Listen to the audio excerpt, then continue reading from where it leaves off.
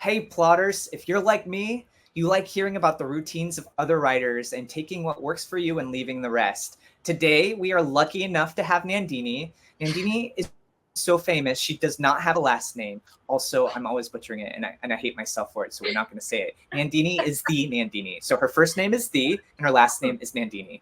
Thank you. So a little bit more about Nandini. Let's brag about you a little bit. So Nandini is a very successful actor who has appeared on Abbot Elementary, which is one of my favorite shows ever, by the way. Good Girls, Silicon Valley, and Mythic Quest. Mhm. So welcome to the show. Thanks. Thanks for having me. She's also, yeah, of course. She's also been the semifinalist for the Wii Screenplay and quarterfinalist for the Big Break Final Draft Screenwriting Contest. And what do you like? She also let me know that she likes baking on her free time, which she never has. What's your favorite thing to bake? Let's see. I love chocolate chip cookies. I'm obsessed with my own chocolate chip cookies. They're That should be a shirt. I am obsessed with my own chocolate chip cookies. I love it. Okay, I mean, it's not my recipe. I went and found it online, but it's like they're like chunky chocolate chip cookies. They've got so many chocolate chips in them, and what I love about them is that they have a really nice balance between salt and sweet. So like you bite into it and it's not overwhelmingly sweet. Like the dough is. We can't do this anymore. I'm going to like have saliva coming out of my mouth while we're talking. And it's like the thing is like the way I don't know how it's magic, but it's like when you bite into the cookie, the chocolate melts in your mouth. I'm gonna have to have this on my deathbed. I know. You're gonna have to come over in my house and. I can't. Like no. Well, on my deathbed, I'll come over to your house. Okay. Like we'll wheel my deathbed over to your house. Okay. Because I can't do sugar, but that just sounds delicious. Oh my god. I know it's terrible. It's terrible. Skittles is also on my thing. I hope it's okay. Well, she also has kittens that are sleeping, so we'll just make it very quiet. You'll feed me chocolate chip cookies at the end. So anyway, this is not why people are listening. They're like, who is this person? Nandini is here to tell us about her writing routine. Nandini, when you wake up on a writing day, what is the first thing you do? Because people are like, motivation, but oftentimes it's not that. What do you do to get yourself started? I don't. I go to sleep. You wake up and you go to sleep? Wake up and go back to bed. No, usually because my cats are screaming at me, so I'll go feed them and then I'll go back to sleep. But anyway, so I usually write in the evening. I'm very much an evening writer, and also I work. I have a day job, so I usually get up and I get ready and I go to work, half sleep deprived and all that stuff, and then towards the end of my day, like I usually have finished work, I've come home, I've taking care of things, chores, eating dinner, blah, blah, blah. Usually I start writing about 9-10 o'clock at night because that for me is my sweet spot. Okay. Wow. You're the first person to tell me that I love this. I want to hear more from you. Usually I recommend people do it right when there's a ghost over in Nandini's house. No, there's a fly and it's like, it's flying. No, I want to say it's a ghost. It's a ghost fly. It's a ghost. That's so fun. It's probably the fly that was over here before I started. Like I had a fly that wouldn't leave me alone, and then I asked it nicely to leave, and it did, which was weird. It's summer. I'm sorry that the fly is over at your place now. So anyway, I usually recommend people to do creative work right when they wake up so that they can get on with their life. I love hearing that you do it a different way. How do you stay motivated? Because I oftentimes hear from people that they're tired and they just don't have the energy anymore. So how do you do it? So I think for me, I'm a night owl and I tend to have energy at night. That's just the way that I am. If I didn't have to go to work on my own schedule, I would probably be awake most of the night and then sleep in the early parts of the day, like until afternoon, because that's just me. It's just naturally what I enjoy doing. And I'm more creative at night. I'm more awake at night. I think it's because for me, the nighttime has always been the time when I can have to myself. Like during the day, people are texting you and emailing, and there's all this stuff that you have to do and chores and food, and your family members keep talking to you. And, it's never time that you can have to yourself during the day. There's always distractions during the day. At midnight, nobody is talking to me. I'm not going to get a random text in the middle of the night because everybody else is asleep. I'm not going to get random emails. I'm not going to get distractions. There's nothing on social media that's happening because everyone is asleep. So I can have time that is purely for writing without having to turn off everything. It's just I can go and I can write. And no one is going to expect me to get back to them right away because it's the middle of the night. No one's going to expect anything until 8 o'clock tomorrow morning. So it gives me. This sounds great for parents, like people who have children and everything. Yeah, I mean, I have pets, but it's the same kind of thing, right? If you have kids or you have a day job or you have responsibilities, you have commitments during the day, writing at night is honestly the best time. And okay, I usually start around 9, 10 o'clock. 9, okay. Usually like after dinner, like after things start quieting down around 8:30, right? People stop texting you. And usually that ends around 9 o'clock, 10 o'clock. And so what I'll often do to kind of get myself in the mood, I won't drink. Definitely don't drink. I find that I get really lazy and tired with alcohol. What not to do, okay. Yeah. I can't do any substances. I have to be 100% sober. Sometimes I'll drink a little bit of caffeine just to keep myself awake and get my heart rate up a little bit. And I try not to eat anything too heavy. If I'm sleepy, I'm not going to be writing. And also with part of this is I need to have a current project on my slate. I need to have an outline that we've talked about. I need to have all of that written and ready to go. Because once I have that and I have my roadmap, then I can go ahead and start plugging away at things. And so generally what I'll do is maybe I'll read something ahead of time, something that inspires me, maybe the thing that inspired me to write the project that I'm working on. Or is this before 9 o'clock? This is like during the day? You put this in your subconscious? This would be around like dinner time. I don't want to do it. Yeah. I don't want to do it too early because then I'm going to be thinking about the story and writing it in my head before I'm actually writing on paper, which means I've written it out already up here and I don't feel inspired later. So usually around circle this moment. Yeah. You all circle this moment. It's a thing. I actually just heard Nicole Kidman talk about this. Yeah. You don't want to imagine doing something. I know that there's a lot of law of attraction people, and if it works for you, more power to you. Me personally, I'm like you. Don't picture doing something so clearly that you don't do it because your brain can't tell the difference. See, the trick with the law of attraction for me is I don't imagine the story. I imagine my success. I picture myself sitting down, writing and typing on my computer. I don't imagine the story that I'm actually writing. You allow your subconscious to help you, like get you there. Like, I like that. Like it allows your brain to be part of the journey. What I'm saying is like when you're doing your law of attraction stuff, focus on you and your actions and what you will be doing and the success you will be having and how you'll feel about it. Do not imagine the actual story that is going on the page because then you are writing it out in your head. Got it. And the same kind of is related to the outline as well, right? So you're doing dinner, you're thinking loosely on what you're going to do, right? Yeah. And then that allows your subconscious to do the work for you, kind of similar to the whole law of attraction thing. And then you get to work. So when you're look over my outline, so like usually, especially when I'm starting, when I'm still not like really in the flow of it, because generally what I do is when I write something, I take a couple of days break to get it out of my brain, flush it out. So when I'm looking at it, I look at it with fresh eyes. And so what I'll often do is I'll write my roadmap, give it a couple of days, and then I'll get started. And so when I'm initially starting the process, I will, like during dinner or whatever, I'll be reading over my outline. That will be my activity that is getting me, prepared to write, is reading my outline, reminding myself what I was going to do, what is my roadmap. And again, these are not actual, like what the character's thinking or anything like that. These are literally just bullet points of like, the character is going to go to this place. They're going to do this thing. I need them to discover this.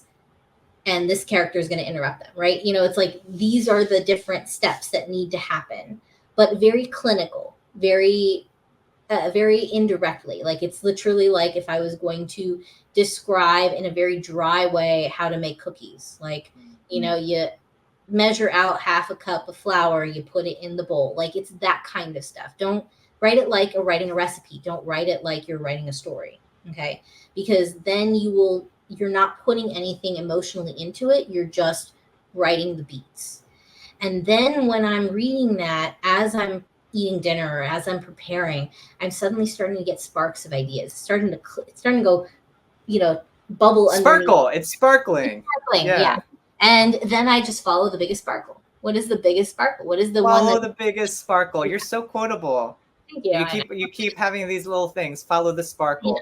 So you follow the sparkle. I Mhm. can see how, because this wouldn't work for me personally, but what I love is that sparkle would give you energy, right? Like that is motivation to like Yeah. wake you up a little bit if you're not doing caffeine. So you Yeah, and follow the sparkle, and then follow the how long sparkle. do you write?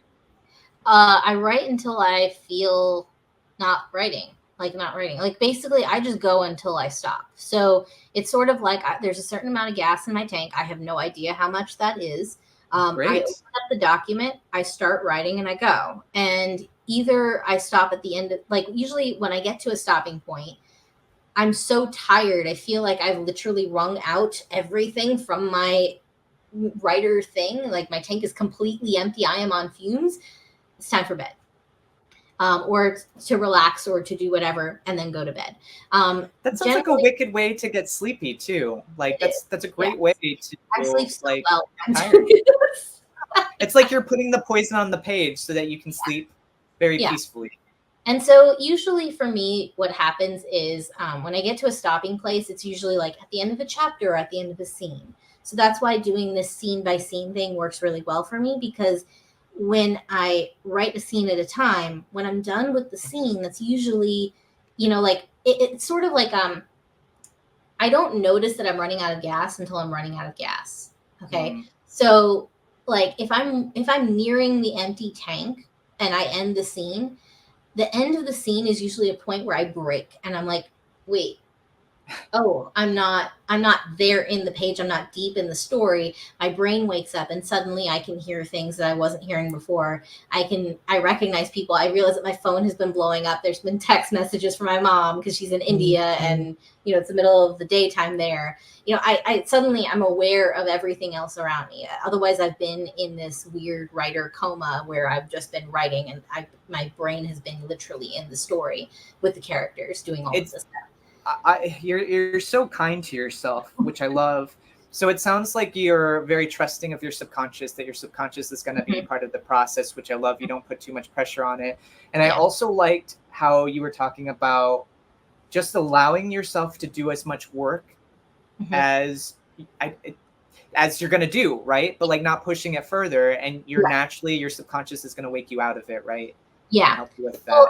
I love that. Well, what I find is at the end of the chapter, usually that's like the moment where I take a breath, right? At the end of the chapter, when you're reading a book, you're at a cliffhanger. You're like, but you take a breath and you take a moment. You're like, oh, that's a chapter. Should I fall asleep now? Should I keep going? And usually I keep going. But it's like that. It's like my child. Yeah, it's like I want to keep going, right?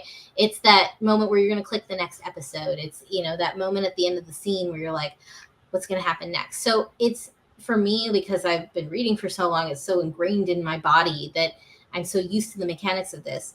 At the end of the scene, I take a breath, and that's the point where my brain usually pops out. Now, if it's for example like a scene where it's the middle of the story, like it's the middle of the action, and there's something else that's going to happen, like we're going from let's say you have a character that's fighting the bad guy, and so they've moved from one, like there's a physical movement. So for a screenwriter, it's like you're moving from one location to another, but really they're just walking into a different room. And so the story is still happening. If I'm in the flow of everything, sometimes I don't stop at the end of the scene because the story is still going. I'm going until the end of the story, until the end of this moment in that character's life. At the point where the character takes a breath is where I take a breath. Okay. So sometimes I keep going. Sometimes I write 2 or 3 scenes because the story is still going on in my head and I can't take a pause here because that's the middle of the story, so I'm going until the next point where I can take a breath. And that's how I often end up doing multiple scenes in a night because there's more happening, so I would say that like when I'm writing books, or like long form stuff, it's the same kind of thing. I keep going until that short part of the story, that moment in the character's life is finished, and then I stop. And usually at that point, if I still have gas in the tank, because it was a short one and I'm like, I still got stuff, I'm going, then maybe I'll write more. Maybe I'll pick up the next moment, I'll keep going. But usually by that time, I'm tired. Like I feel it, like all of my energy has been sucked out of me. And it's a physical weariness, but also a mental weariness. Like the noises in my head have quieted. The wheel that keeps spinning, that comes up with imagination, comes up with new ideas, has actually quieted. It's stopped for once in my life. It's a very weird and rare thing, but it only stops when I'm out of gas, you know? And then I do fall asleep very quickly, because usually what keeps me up at night is the wheel that's spinning. So when the wheel stops spinning, I'm out. I know so many people that have wheels that spin at night. This has been so illuminating, because it's going to make me a little bit more appreciative when I hear that there are other ways to write, right? Because I'm like, no, you got to get it out of the way. But like, it sounds like this really works for you. It probably works for a lot of people. I'm nosy. Plotters, let me know if you are a morning writer or if you're a night writer. Oh, I like night writer. That sounds so great. In the comments below, let me know, because I'm just very curious to see like what the percentage of both are.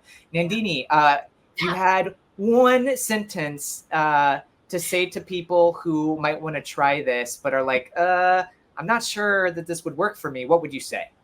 I mean, here's the thing. You're going to know you best. And I think everybody writes at different times of the day.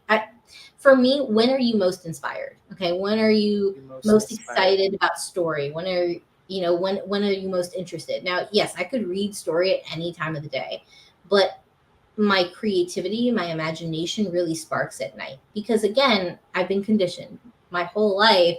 Nighttime was the time that I started thinking about stories. What would happen if the character did this? So it's kind of in my subconscious. That's just what I do. So find the time that works for you, and then you have to fit your schedule around that. You have to adjust it. And then for some people who are parents, who have jobs, who are, adults with responsibilities, sometimes you can't do it when you want to do it. You have to do it at the time that just works for your schedule. So I would say, if you can make a habit and you can stick to it, and you can develop a practice around that, like a routine around when you're going to write, like have your tea or your hot chocolate or coffee or whatever you need, and your process, and you have to do these 5 steps before you start writing to get yourself in the mood. Do that. And again, no one size fits all. Everybody is different. We're all wired differently. Just find what works for you, find what feels good, find what inspires you, what interests you. And set goals for yourself. So set reasonable, measurable goals that are short and quick and easy for you to do. That they're not stretches. They're super easy. You could do this tomorrow or today, even if you wanted to, because that's going to be something you can sustain. So pick sustainable methods that work for you. Nandini, thank you so much for being on the show a 4th time. You've given plotting successors so much to think about. I'd love to have you back. It's been great, like seeing your face instead of just like hearing your voice. I know. And if you want more awesome guests like Nandini, make sure you subscribe so that you don't lose sight of the channel. There are so many really cool people that are talking about writing, and I want you to think of me and plotting success and my cool friends. Also, make sure to click like if you enjoyed and appreciated this episode, so that YouTube knows that this is something that you want, not just so that you see my videos, but so that you get other feedback, feedback, but get more like videos that you can listen to that are like this, but also so that you find plotting success again. To find out more about Nandini, we're going to make sure to include her Instagram link below. And if you're somebody who is like struggling with motivation, I have a checklist that you can subscribe to and never always have motivation. Yeah. Yes. Checklist, great. Serotonin. Nandini, make sure you subscribe. I will. Thank you. Okay. High five, Nandini. Thank you.